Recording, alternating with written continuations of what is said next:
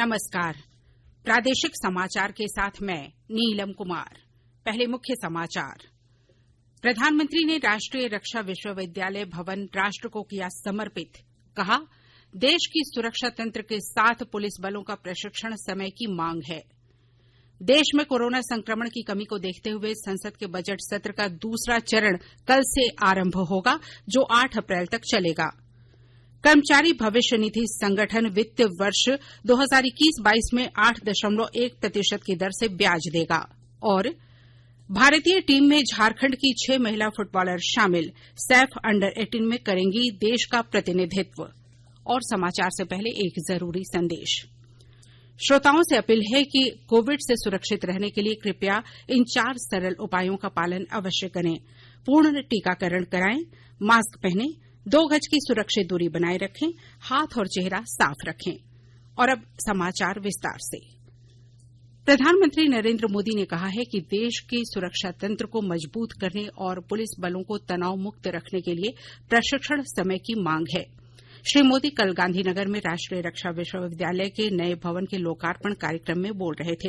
विश्वविद्यालय के पहले दीक्षांत समारोह में प्रधानमंत्री ने कहा कि रक्षा विश्वविद्यालय के शुभारंभ से पुलिस सुधारों की शुरूआत हो गई है। उन्होंने कहा कि पुलिस के आधुनिकीकरण के लिए मानवीय दृष्टिकोण के साथ वैज्ञानिक शिक्षा और प्रशिक्षण की आवश्यकता है।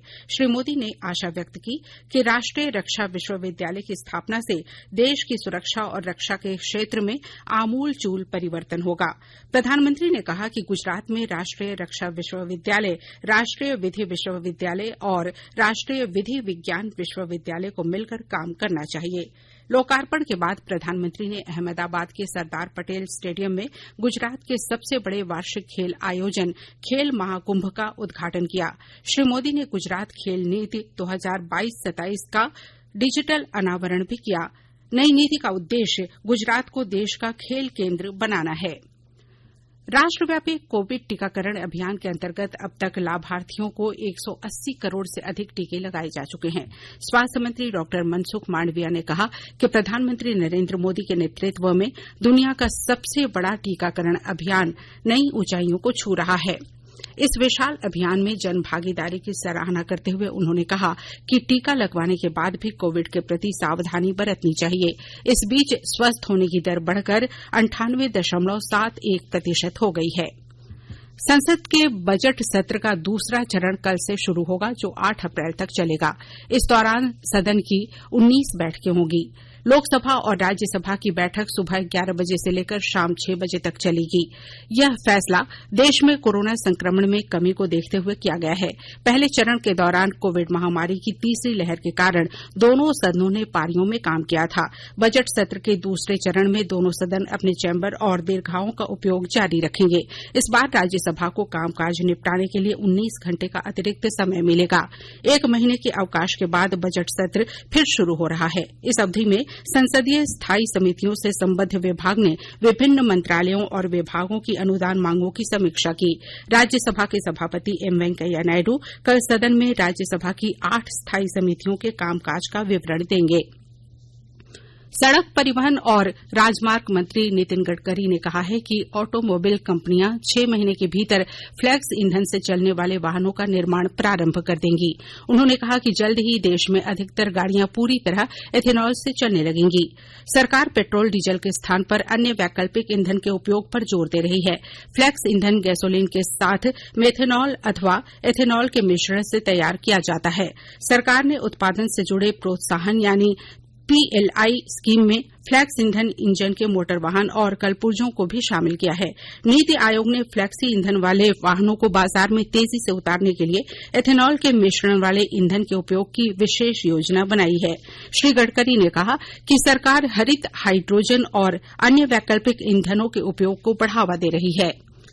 सरकार सतत आर्थिक विकास को सशक्त बनाने तथा जल और जल शोधन उद्यम क्षेत्र में रोजगार के अवसर बढ़ाने के लिए देश भर में 100 स्टार्टअप चुनेगी। नई दिल्ली में India water pitch pilot scale startup challenge कार्यक्रम में आवासन और शहरी कार्य मंत्री हरदीप सिंह पुरी ने कहा है कि मंत्रालय इसके माध्यम से स्टार्टअप का चयन करेगा। प्रत्येक स्टार्टअप को वित्त पोषण सहायता के साथ साथ परामर्श के रूप में 20 लाख रूपये भी दिए जाएंगे। अमृत महोत्सव के तहत आकाशवाणी के साप्ताहिक क्विज में आइए आप भी शामिल हों। आजादी के 75 वर्षों का पर्व अमृत महोत्सव प्रत्येक बुधवार शाम 7 बजे प्रसारित होने वाले प्रादेशिक समाचार के दौरान पूछे गए प्रश्न का सही उत्तर देने वाले एक प्रतिभागी इनाम का हकदार होगा। इसके लिए सुनते रहें आकाशवाणी रांची का प्रसारण।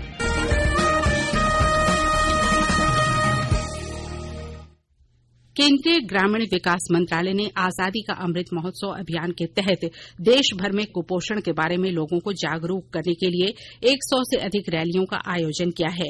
दीनदयाल उपाध्याय ग्रामीण कौशल्या योजना और ग्रामीण स्वरोजगार प्रशिक्षण संस्थानों के 5000 से अधिक प्रशिक्षित कार्यकर्ताओं ने विशेष सप्ताह के तहत इन रैलियों में भाग लिया। देश में मेडिकल की रिक्त स्नातकोत्तर सीटों को भरने के लिए केंद्र सरकार ने राष्ट्रीय परीक्षा बोर्ड को नीट पीजी 2021 की सभी श्रेणियों के कट ऑफ मार्क में 15% की कटौती के निर्देश दिए हैं।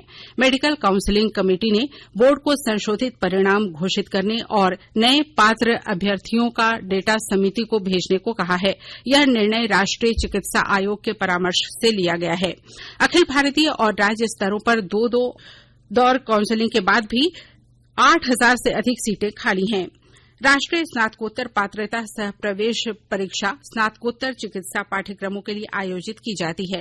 अखिल भारतीय मेडिकल एसोसिएशन परिसंघ ने सरकार के निर्णय का स्वागत करते हुए कहा है कि इससे रिक्त पदों को भरना संभव होगा। इससे पूर्व राष्ट्रीय चिकित्सा आयोग ने इस वर्ष की नीट अंडर ग्रेजुएट परीक्षा के लिए अधिकतम आयु सीमा हटा दी थी।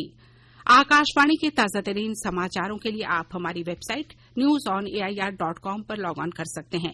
ताजा समाचार Twitter handle @AIR news alerts और Facebook page All India Radio news पर भी उपलब्ध है।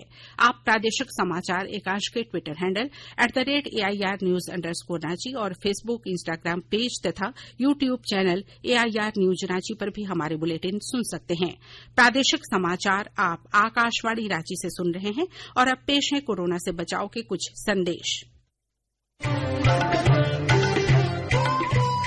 कोविड-19 से बचाव और सुरक्षित रहने के 3 उपाय। मास्क लगाएं, 2 गज दूरी है जरूरी, सुरक्षित दूरी रखें, हाथ और मुंह साफ रखें।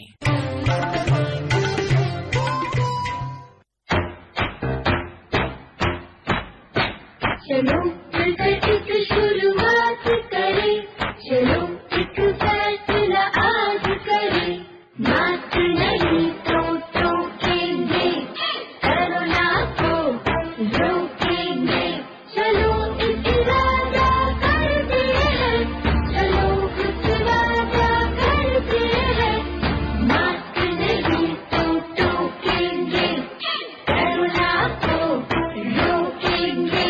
भारत सरकार द्वारा जनहित में जारी। केंद्रीय श्रम और रोजगार मंत्री भूपेंद्र यादव ने कर्मचारी भविष्य निधि संगठन EPFO की बैठक के बाद वित्तीय वर्ष 2021-22 के लिए भविष्य निधि जमा पर ब्याज दर घटाकर 8.1% करने की घोषणा की। इससे पहले संगठन के ट्रस्टियों की बैठक में ब्याज दर को 8.5% से घटाकर 8.1% करने का फैसला किया गया। केंद्रीय मंत्री ने कहा कि सरकार समाज के कमजोर वर्गों के कल्याण के लिए प्रतिबद्ध है। उन्होंने यह भी कहा कि बैठक के दौरान श्रमिकों की बीमारियों पर शोध के लिए केंद्र बनाने और विभिन्न अस्पताल परियोजनाओं पर चल रहे काम को आगे बढ़ाने पर भी मंजूरी दी गई। उन्होंने EPFO के उपभोक्ताओं के पेंशन संबंधी दावों के निपटाने की क्षमता बढ़ाने के लिए ESIC में एक डैशबोर्ड विकसित करने की भी जानकारी दी। झारखंड की 6 महिला फुटबॉलरों का चयन भारतीय अंडर 18 टीम में किया गया है। जमशेदपुर में 25 मार्च तक सैफ अंडर 18 महिला फुटबॉल चैंपियनशिप खेली जानी है। इस टीम के लिए खिलाड़ियों की घोषणा कल की गई। भारतीय फुटबॉल महासंघ की ओर से जारी 23 सदस्यीय टीम में झारखंड की 6 खिलाड़ियों को भी जगह मिली है। इनमें नीतू लिंडा, अनीता कुमारी, अमीषा बारला, पूर्णिमा कुमारी, एस्टर्न उरांव और सुनीता मुंडा शामिल हैं। भारतीय टीम में झारखंड की 6 बेटियों को शामिल किए जाने पर खेल प्रेमियों और झारखंड फुटबॉल संघ ने खुशी जताई है। संघ के प्रमुख निजाम अंसारी, सचिव गुलाम रब्बानी सहित अन्य ने इसकी सराहना की, साथ ही इसे बड़ी उपलब्धि बताई है। भारत का पहला मुकाबला 15 मार्च को नेपाल से होगा। भारत के लक्ष्य सेन जर्मन ओपन बैडमिंटन प्रतियोगिता के फाइनल में पहुंच गए हैं। सेमीफाइनल में कल उन्होंने डेनमार्क के विक्टर एक्सेल्सन को 21-13, 12-21, 22-20 से हराया। फाइनल में आज उनका सामना थाईलैंड के कुनुलावुत विडेटसन से होगा। विडेटसन ने सेमीफाइनल में मलेशिया के ली जी जिया को 21-13, 21-12 से मात दी। बेंगलुरु में भारत के साथ दूसरे क्रिकेट टेस्ट मैच के दूसरे दिन आज श्रीलंका पहली पारी में 6 विकेट पर 86 रन से आगे खेलेगा। निरोशान डिकवेला 13 रन और लसित एम्बुल्डेनिया बिना खाता खोले क्रीज पर हैं। इससे पहले भारत की पूरी टीम पहली पारी में 252 रन पर आउट हो गई। गुलाबी गेंद से खेले जा रहे दिन रात के इस टेस्ट मैच में श्रेयस अय्यर ने सर्वाधिक 92 और ऋषभ पंत ने 39 रन पर पारी खेली। श्रीलंका की ओर से लसित एम्बुल्डेनिया और प्रवीण जयविक्रमा ने 3-3 विकेट लिए। 2 मैचों की श्रृंखला में भारत 1-0 से आगे है। खूंटी जिले के कालामाटी स्थित कस्तूरबा गांधी आवासीय विद्यालय में झारखंड उच्च न्यायालय के प्रशासनिक न्यायाधीश डॉक्टर एसएन पाठक ने सपनों के उड़ान कार्यक्रम का उद्घाटन किया। विस्तृत ब्यौरा दे रही हैं हमारी खूंटी संवाददाता।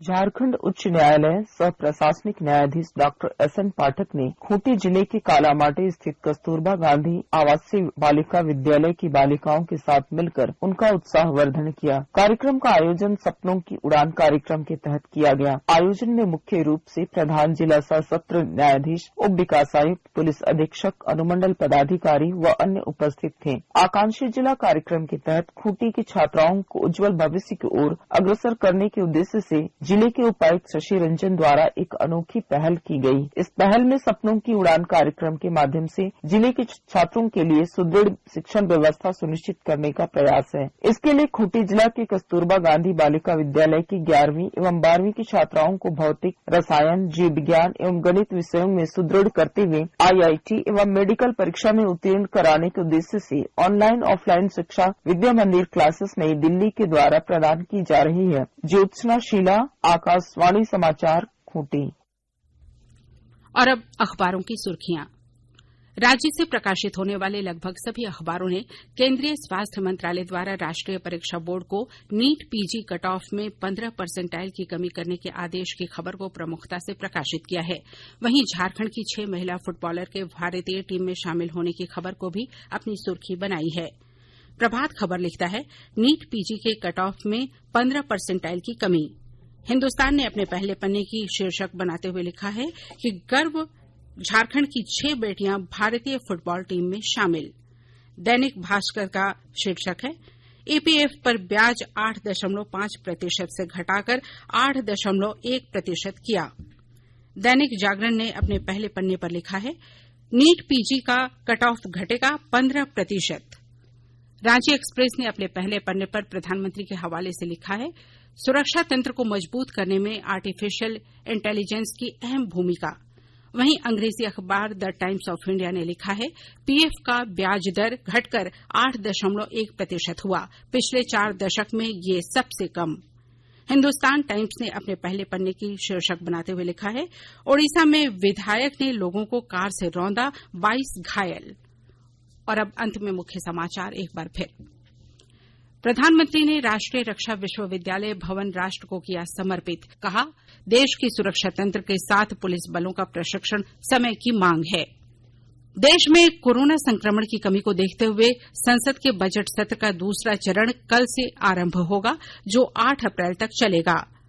कर्मचारी भविष्य निधि संगठन वित्त वर्ष 2021-22 में 8.1% की दर से ब्याज देगा। और भारतीय टीम में झारखंड की 6 महिला फुटबॉलर शामिल, सैफ अंडर 18 में करेंगी देश का प्रतिनिधित्व।